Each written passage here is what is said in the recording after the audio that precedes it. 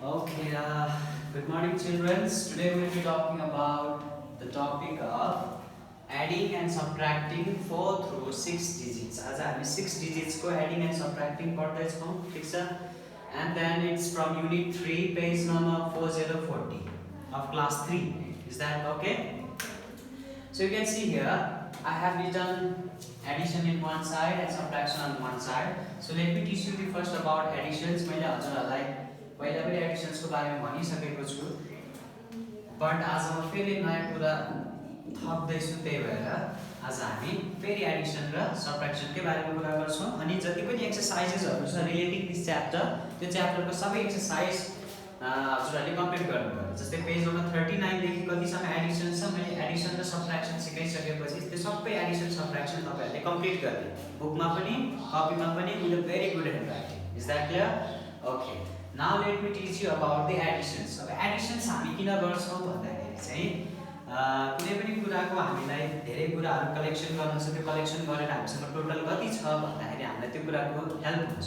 जस्तै मानौ हजुरको क्लासमा 8 जना गर्ल्स रहेछ, 7 जना बोइज रहेछन्। यस, मानौ क्लास 3 मा चाहिँ 8 बोइज एन्ड 7 आर गर्ल्स। अब तपाईलाई टोटल कति रहेछ त?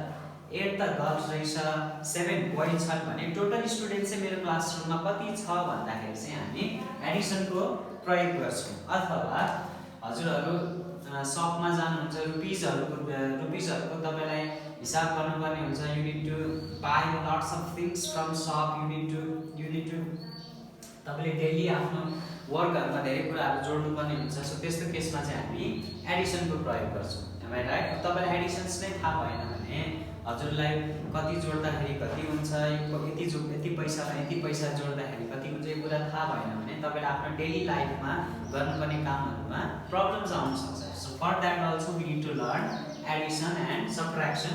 यो दुईटा कुराहरु हजुरहरुले बुझ्नु भइसकेपछि चाहिँ you can easily add and subtract कहाँ युज हुन्छ, कसरी युज हुन्छ तपाईले आफै बुझ्नुहुन्छ है। सो त्यो त भइहाल्यो। अब now let me tell you about how to add and how to subtract. So let me move on to first of all add, then I will tell you about the subtract.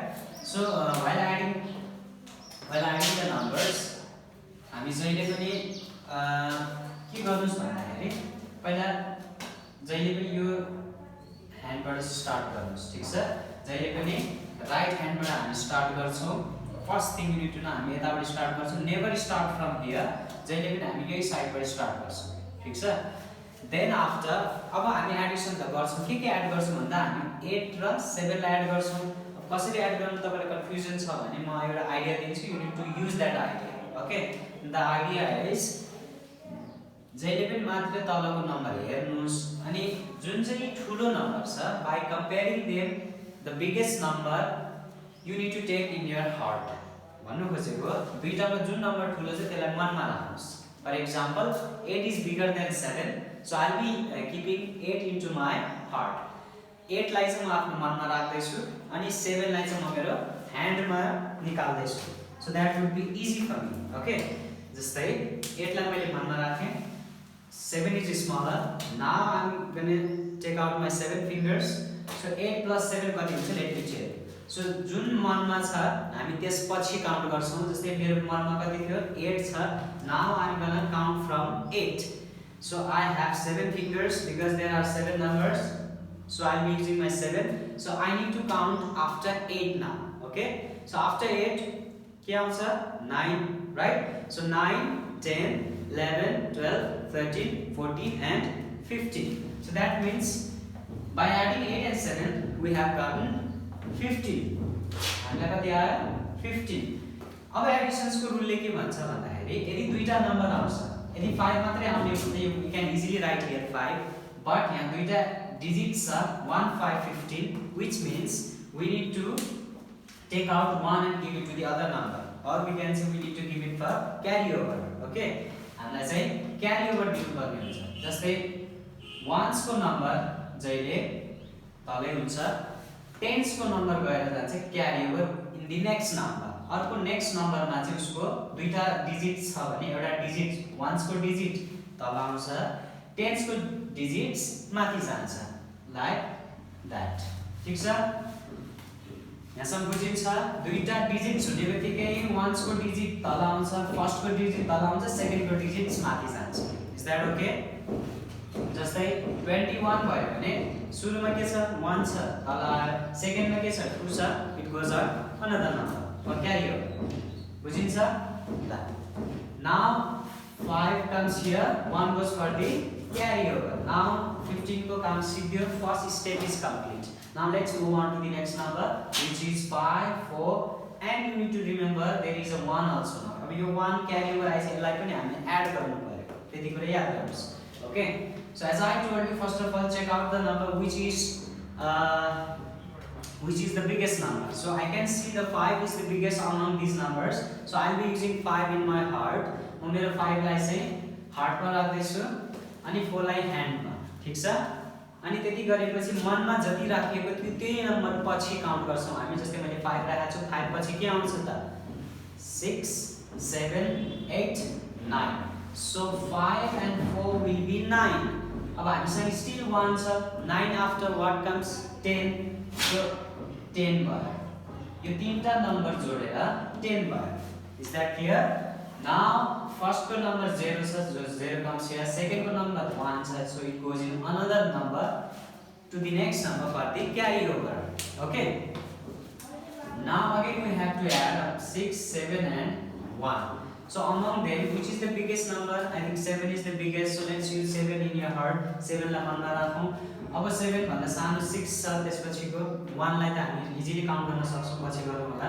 7 मनमा 6 का निस्किने भयो हाम्रो ह्यान्डमा एउटा number मनमा एउटा number हातमा राख्ने अनि स्टार्ट गर्ने जोड्न अनि जोड्ने बेलामा चाहिँ मनमा जति नम्बर छ त्यही नम्बर पछि काउन्ट गर्ने जस्तै 7 मैले मनमा राखेको छु 6 मेरो ह्यान्डमा छ मनमा कति थियो 7 I have to count from 7 7 after पछि 7 पछि के आउँछ 8 9 10 11 12 13 so 6 and 7 will be 13 right and 13 plus 1 will be 14 because you want to join well and hamra I 14 now 4 comes again down second number goes on to the next number like that बुझिन्छ यहाँसम्म okay same process फेरि ठुलो number कुन चाहिँ छ 8 का राख्नु पर्यो मनमा राख्नु पर्यो 3 का छ माथि छ सानो छ त्यसलाई केमा निकाल्नु पर्यो ह्यान्डमा निकाल्नु पर्यो अब काउन्ट गर्दा हामी गर्न सुरु गर्छौं मनमा जति नम्बर छ त्यतिबाट which means 8 मैले मनमा राखेको थिएँ मैले 8 बाटै काउन्ट गर्नु पर्यो 8 पछि 9 9 after 10 10 after 11 8 9 10 11 3 जोड्दा 11 भयो now 1 left 11 after 12 so by adding 3 these digits I got 8 9 10 11 plus 1 12 again first number comes to here second number goes for the carry over ठीक छ okay again we need to add अब 2 लाई मनमा राखौं 1 लाई ह्यान्डमा निकाल्नु 2 पछि 3 पछि carry over जोड्दा 4 so 2 plus 1 3 plus 1 4 ठीक छ अब यहाँ धेरै जति कन्फ्युजन हुन्छ जस्तै 2 को तल केही पनि छैन there is only a plus means 2 सँग एडिसन गर्ने केही छ त we don't have 2 को माथि क्यारी ओभर पनि छैन 2 को तल नम्बर पनि छैन सो त्यसको केसमा चाहिँ हामी 2 लाई जस्ताको त्यस्तै as it is यसरी राख्छौं ठीक छ so that's how we complete additions sometimes यो नम्बर जोड्दाखेरि क्यारी ओभर आउन सक्छ यदि त्यस्तो केस छ भने चाहिँ 2 मा त्यो क्यारी ओभर जोड्दिनुस् अथवा यहाँ जति नम्बर छ त्यो क्यारी ओभर जोडेर राख्नुस्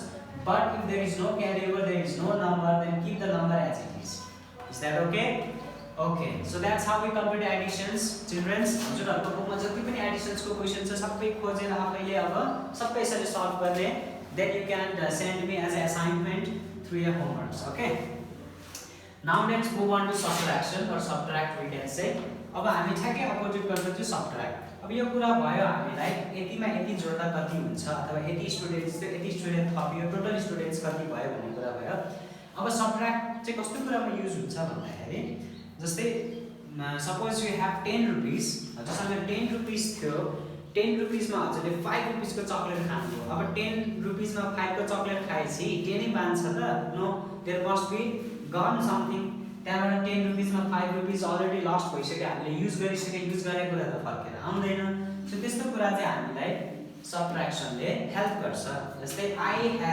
I had 10 rupees I just eat 5 rupees now 10 minus 5 how much 5 so that's how we have used subtract to solve these kinds of problems. Okay, अब छ हामी सबट्र्याक्सन गर्ने तरिकामा चाहिँ कसरी गर्छौं। जस्तै कहिले पनि सानो नम्बरबाट ठूलो नम्बर घट्दैन, कहिले पनि ग्रेटर नम्बरबाट स्मलर नम्बर सबट्र्याक्सन हुन सक्दैन, इट्स इम्पोसिबल। त्यसको लागि के आइडियाजहरु छ, के स्टेप्सहरु छ that you need to remember, अहिले म भन्छु। तर अहिलेको लागि बुझ्नुस्, माथि सानो छ तल ठूलो छ भने त्यसलाई घटाउन मिल्दैन। त्यसको लागि हामीसँग के एक्स्टर्नल उपायहरु हुनुपर्छ, ठीक छ। सो जस्तै 8 - 3 भयो भने we can easily subtract। 8 मा 3 घटाउँदा 3 4 5 6 7 8 5 हुँदो रहेछ। तर 3 मा 8 घटाउनुस् त भनेर कसैले दियो भने इज इट पोसिबल? मेरो लागि त पोसिबल छ, बट अहिले तपाईहरुको लागि अलि पोसिबल छैन, because there are some another idea to do that, ठीक छ। सो यस्तो केसमा हामी के गर्छौं, आज त्यही पढ्दैछौं। ओके, सो यसलाई हामीले भन्न सक्छौं it's a kind of carry over kind of subtractions, जहाँ चाहिँ सानो नम्बरबाट ठूलो नम्बर घटाउने परेमा हामी के गर्छौं, अथवा माथि सानो छ तल ठूलो छ भने के गर्ने, ठीक छ। जस्तै 1 बाट 4 कसरी घटाउने? Is it possible? नो। 4 बाट 1 घट्दा 3 हुन्छ। 4 थियो, 1 माइनस भयो 3 भयो, तर 1 मा 4 कसरी घटाउने, राइट? सो त्यस्तो केसमा चाहिँ हामी यो भन्दा यसलाई घटाउनु छ भने यो भन्दा अगाडिको नम्बरबाट 1 सापट्टि लिने, ठीक छ। सो यहाँबाट 1 सापट्टि लिएर यहाँ राख्नुस्। अब यो 1 र 1 11 भयो, 1 1 11 हुन्छ, यस। सो अब 11 बाट 4 त घट्छ नि त, यो 4 अघि 1 मात्रै थियो, 1 बाट 4 त घटेन। सो त्यसको लागि हामीले यो 2 बाट 1 यता लियौं अनि यहाँ 11 भयो। त्यसैले अब यो 11 बाट 4 घट्छ। अब घटाउँदाको तपाईले घटाउनु पर्दैन, म हजुरलाई इजी वे सिकाइदिन्छु। जहिले पनि तलको नम्बरबाट माथिको नम्बरसम्म काउन्ट गर्नुस्, जति आउँछ दैट इज आवर सबट्र्याक्सन। ओके, जस्तै सरले के भन्नुहुन्छ भने तल कति छ 4, माथि कति छ 11। अब 4 देखि हजुरले 11 सम्म काउन्ट गर्नुस्, त्यो ड्युरेसनमा जति नम्बर आउँछ that number is difference between that numbers, अथवा total answer of this number. जस्तै 4 पछि 5 6 7 8 9 10 11 कति रहेछ, कतिवटा अङ्क निस्क्यो? 7 भनेपछि 11 माइनस 4 भनेको कति रहेछ? 7। So we can use here 7। यहाँसम्म बुझिन्छ? ओके, गर्दै गएपछि बुझिन्छ, एकैचोटि नबुझे भने बिस्तारै ध्यान दिनु होला। Listen to me carefully. Okay, then after अब तपाईले सम्झिनु पर्ने मोस्ट इम्पोर्टेन्ट कुरा बच्चाहरुको यहाँ मिस्टेक भइरहन्छ है। सो प्लिज एकचोटि फेरि यहाँ ध्यान दिएर हेर्नुस्। अब यहाँ 2 बाट मैले यसलाई 1 दिइसके, तपाईसँग 2 रुपैयाँ थियो, 1 रुपैयाँ साथीले खाओस् न त भनेर 1 रुपैयाँ सबैले आफ्नो फ्रेन्डलाई दिनुभयो। How many rupees you have left now? 2 मा त अब यहाँ 1 खाइसक्यो हामीले। अब 2 मा यहाँ 2 नै हुन्छ त? हुँदैन। 2 मा कति बाँकी छ? 1 बाँकी छ। मोस्ट इम्पोर्टेन्ट थिङ है। अब यहाँ 2 मा 1 उता दिइसकेपछि चाहिँ यहाँ 1 हुन्छ, किनभने 2 रुपैयाँ थियो, 1 रुपैयाँ अरूलाई दियो भने चाहिँ वी हैव 1 रुपैयाँ।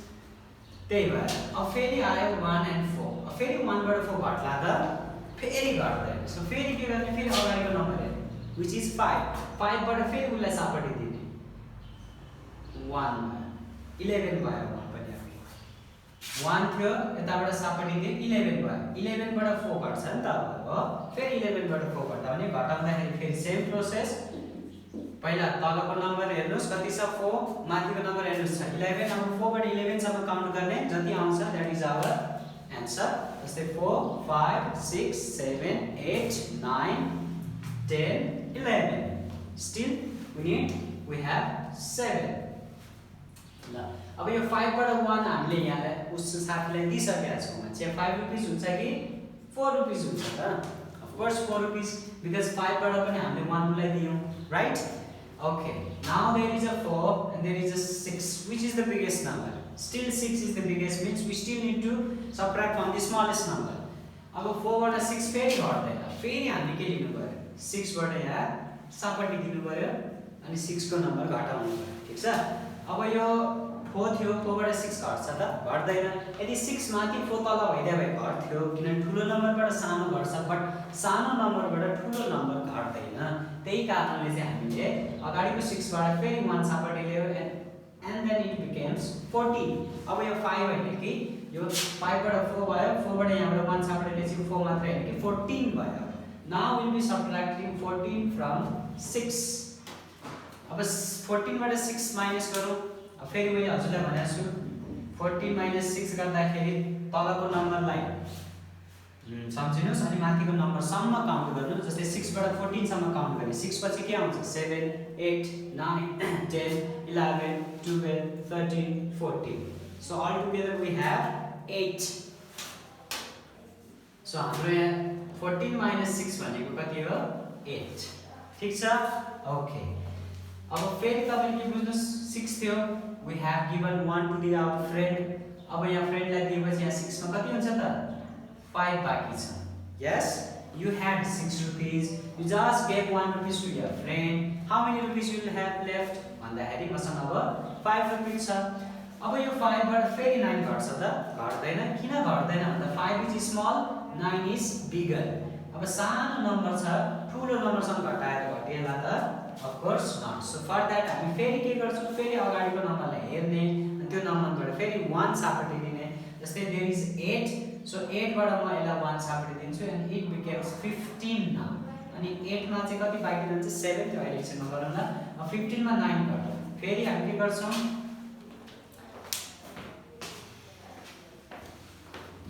अब हामीलाई 15 minus 9 गर्नु छ.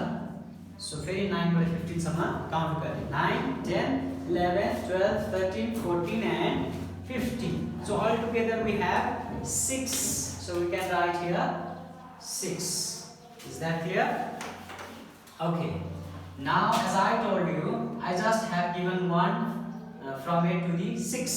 त्यही भएर 15 भयो. अब यहाँबाट 1 गएपछि 8 मा कति हुन्छ 7 बाँकी रहन्छ. अब 7 बाट 9 घट्छ कि नहीं? Of course not. भनेपछि फेरि अगाडिबाट 1 सापटिदिनु भयो. अब 4 बाट यसलाई दिँदाखेरि कति भयो 17 भयो. Right? So now we need to subtract 9 from 17, which means let's see 9 पछि 17 सम्म काउन्ट गर्नुस्. 9 10 11 12 13 14 15 16 17. So all together we have again 8. ल फेरि आन्सर 8 भयो because 17 minus 9 भनेको नै 8 हो. अब 4 बाट हामीले 8 या 7 लाई सापटिदिएर 17 भएको थियो. त्यही भएर यो 4 अब 4 रहेन. यो 4 को ठाउँमा गएर 3 रह्यो. कसरी भन्नुहुन्छ भने 4 बाट हामीले 1 साथीलाई दिएको हो कि हैन त. अब 4 रुपैयाँ थियो 1 रुपैयाँ अलरेडी हामीले दिइसकेपछि त हामीसँग 3 रुपैयाँ हुन्छ. त्यही भएर आई हेभ युज्ड हियर 3. अब 3 को तल केही नम्बर छ छैन. 3 को माथि केही छ छैन. 3 लाई सापटि दिनु पर्ने छ छैन. भनेपछि 3 त जस्ताको त्यस्तै as it is we have to write it. ल so children, that's how we complete additions and subtractions of 6 digits. It's very easy. त्यही पनि के confusion छ भने you can message me. For today, thank you so much.